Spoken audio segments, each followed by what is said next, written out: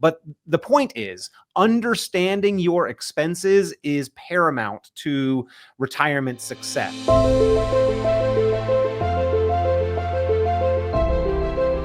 Peter, very good to see you. Welcome back, everyone. Peter, we're going to talk through today 10 steps to prepare for retirement. You have a lot of great resources on your website. We're going to head people that way in a second, but we want to talk through first the retirement red zone, because we hear about it a lot. Generally refers to the 5 years before, 5 years after retirement, a critical time when investment decisions and market fluctuations can have a significant impact on your retirement security. So let's zero in, though, on those 5 years prior to retirement. You have a 10-step plan. The first step is to define your budget. Why do we start here? Yeah, and the red zone in football, right, is the 20 yards before you score, and you don't want to turn the ball over there, right? Because points are available. Even if you don't score a touchdown, at least you can score a field goal. So preventing turnovers at all costs in the red zone is important. And that's, I think, where the analogy for retirement came, is that those 5 years before and after that retirement date are essential to avoid mistakes, right? So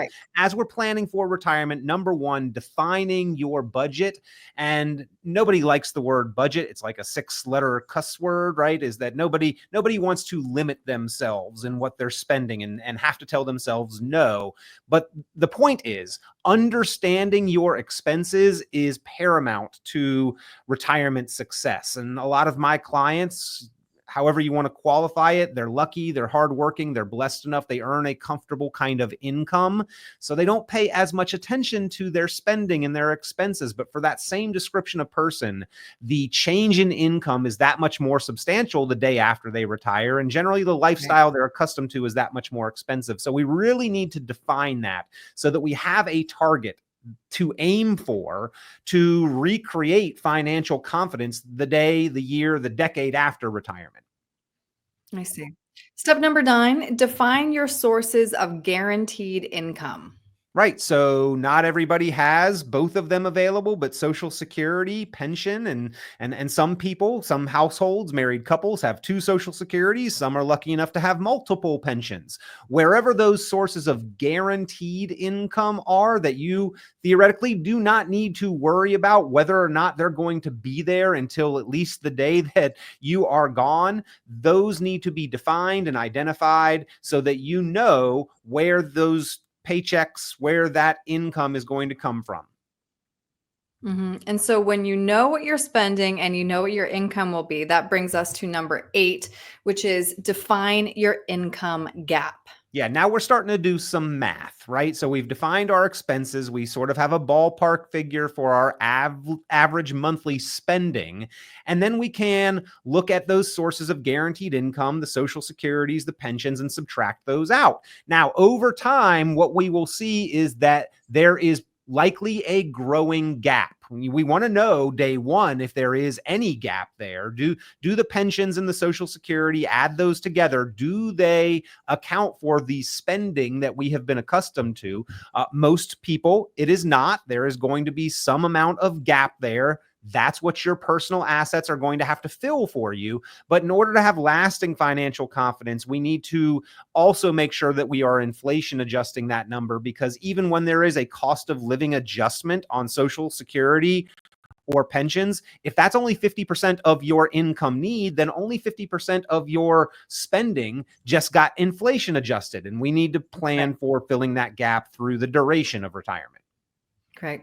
Number 7 could be one of the most important decisions we make in retirement. Strategize on when you should be claiming Social Security. Right. Now, here's where we get into the weeds of, even with a married couple, only looking at claiming their own benefit on full year increments. So anywhere from 62 to 70 for each person in a married couple. Well, that's 81 different potential combinations just right there. And we're not talking about months or who's retiring first or can I claim a spousal benefit. So there are lots of different strategies on Social Security. And the difference between a well thought through, well timed decision on Social Security versus one where we don't think it through can be several hundreds of thousands of dollars over the course of retirement. And that's money that either comes from Social Security or has to come from our personal savings or just isn't there at all. And of those three, I know which one I would prefer. So it is definitely worth the time invested to make sure that you are making a well thought through, informed decision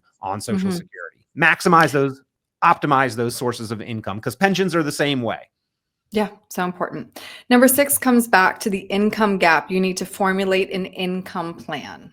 Right. Yeah. And this is where now we've gone through the math. We've identified how much we're going to need to generate from our portfolio. Now we go through the process of selecting the appropriate tools to address that gap, that shortfall. And there's a number of different options in the financial world for creating income. And we need to evaluate all of them: the pros, the cons, the dependability, the durability, the liquidity. Is this going to provide me more income as time goes on? There's dividend producing stocks. There's protect the principal and live off of the interest kind of vehicles. In CDs or treasuries, there's structured notes, there's annuities. There's a number of tools here that could be included in this conversation. And maybe we don't want to put all our eggs in one basket, but whatever that gap is, we need to cover that in as secure and confident a manner as possible for lasting financial confidence. Number 5, understand your risk exposure. What does that mean exactly? Yeah, we think of the market when we think of risks. And of course, the market is a big one from a financial risk standpoint. It can go up, but it also can go down. And when it goes down, it often goes down pretty dramatically and at the wrong time. And is that going to affect us? But there are other risks, right? There's healthcare risk, there's inflation risk, there's tax risk, there's longevity risk. Longevity, the thing that we hope for is that we live a good long time in retirement and can enjoy ourselves. But the reality is, the longer that we live, the chances of all of those other risks hitting us and maybe hitting us multiple times is multiplied. So longevity is really that risk multiplier that we need to specifically address. And again, these 10 steps to prepare for retirement, a lot of it is about addressing these risks and trying to reduce or address and eliminate as many of them as possible. Right. Number 4 covers what could be one of your biggest expenses in retirement. You have to consider those taxes. Yeah. Again, tax risk. Tax risk is the risk that I might be paying taxes and maybe paying higher taxes than I anticipated. And then to couple this, legislative risk is the risk that Congress can change the rules when it comes to taxes. And over the course of decades of retirement, they likely will. And so taxes, we actually have this whole list of reports. Number 3 is your 3 biggest expenses in retirement and how to plan to control them. Taxes are number 1, your largest known expense in retirement for most people. And so we've got to do what we can to strategize on taxes, to control taxes where possible within the tax code, morally, legally, ethically, to take advantage of opportunities to limit the liability and the cost and expense of taxes. That's more money that you get to keep. I mean, the day after you retire, you've got a finite amount of money. You've got an unknown amount of time to make it last. And that expense of taxes is standing in the way from what you have versus what you get to keep and spend. It is a significant item that you need to have a specific plan for how to address. Right. And I think a lot of people don't know that they have some autonomy as long as they start planning now. And you know what? Like, most people could probably tell me within a very close margin of error what their account balance is for those retirement accounts. But I would say that the majority of people could not even begin to guess or tell me with any kind of accuracy, well, you know your balance, but how much are you going to pay in taxes on that balance over the course of your retirement and over the course of your lifetime? And that's why we have that retirement tax bill calculator online, 919retired.com. It begins to really illuminate what the potential tax bill is going to be and illustrate that for you. And then we can talk about how to plan to control that. Right. Number 3, consolidate like qualified accounts. A lot of people have accounts scattered. They may have had multiple jobs. They've got 401ks out there, 3, 4, 5 of them. They've got a couple of IRAs.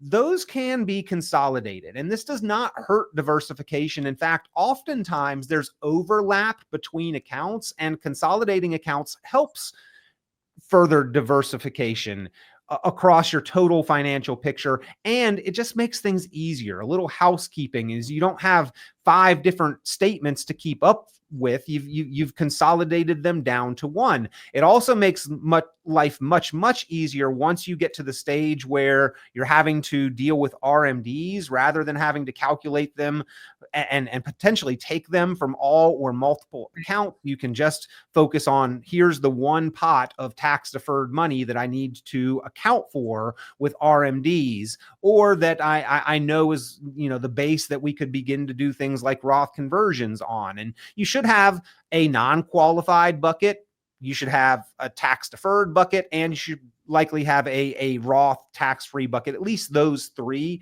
for some flexibility in retirement. But having 401ks and IRAs, or 403bs or TSPs and IRAs, that really complicates the RMD picture, because with just IRAs, you can take an aggregate RMD, but if you've got 401ks and IRAs, those are completely separate, and you've got to account for both of them. So again, it's just a housekeeping kind of thing, but it oftentimes helps to improve diversity, reduce overall fees and costs to the portfolio, and just make life a little easier for tracking.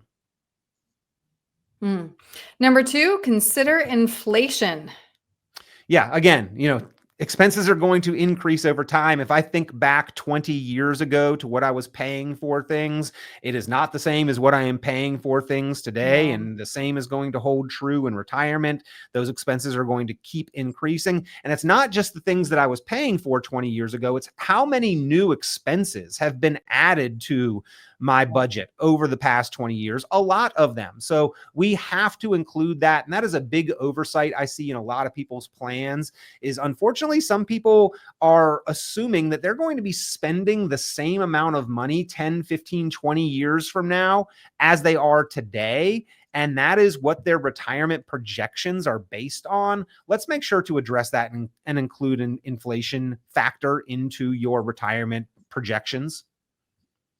And then number 1, review and update your legal documents. Why is this number 1 for you, Peter? Because so many people overlook them. I deal with a lot of people who have done very well for themselves from an investment standpoint. They have been savvy and prudent and regular investors on an ongoing basis. They've done this as just part of their behavior and pattern and routine, their habits. They have built up a good nest egg, and they have forgotten to execute those important legal documents that covers what happens to this money that I've built up. If I'm no longer here, who gets it? Or if I am here, but I am not able to make decisions on my own behalf, who gets to make those decisions for me? Who is in charge of life or death decisions? Who is in charge of financial decisions? Who gets to be the one there that executes on things? And then ultimately, if I'm no longer here, who receives the stuff? And then what level of control do I want to have after I am no longer here? This is the division of a will versus trust, but you need those basic documents, the power of attorney documents, the medical directives, the healthcare release, and at least the will. Like every mature, responsible adult over the age of 18 should have those documents in place. Those are vitally important, but especially as you have a family or a mortgage or debts or income or assets that you want to pass on or that somebody else depends on, make sure you've got your legal documents and that your beneficiaries have been properly named and identified on your accounts.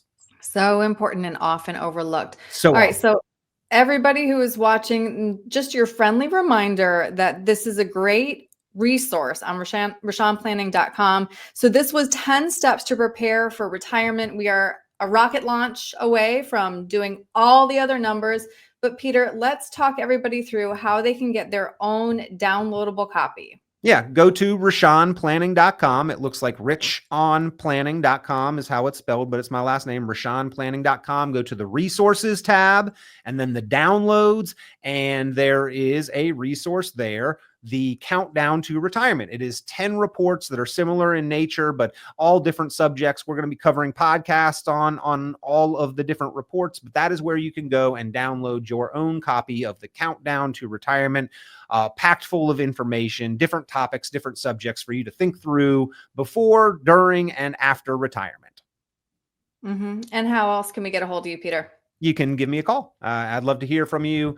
We put together personalized plans with diversified strategies for long-term investments, and we try to give people kind of lasting financial confidence in their plan, that it is built to be there and withstand all different kinds of conditions that we will see into the future, ups and downs in the market, and that they can have that confidence in the plan remaining stable and keeping them on track. That is the optimized retirement plan that we put together. Give me a call. Would love to hear from you. No cost for that, by the way, in getting your personalized plan. 919-300-5886. 919-300-5886 is the number to call. Or again, online, richonplanning.com. All right. Peter, thanks so much for your time today. I appreciate it. Thank you.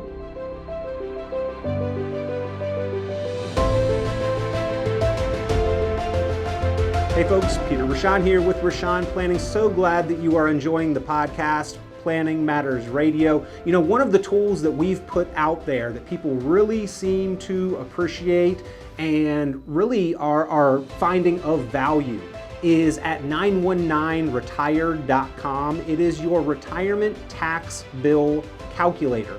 If you've got any kind of retirement account, your tax deferred, 401k, or IRA, this is the website, this is the resource where you can go, you can plug in your own numbers, your information, you can slide the tool calculator up and down for your tax rate or your amount of savings and see what your tax bill is likely to be if you default and defer to the IRS's plan versus what you could potentially bring that tax bill down to. A lot of times it is a very significant savings. So if you have not yet, go to the website 919retired.com, run your numbers on the retirement tax bill calculator.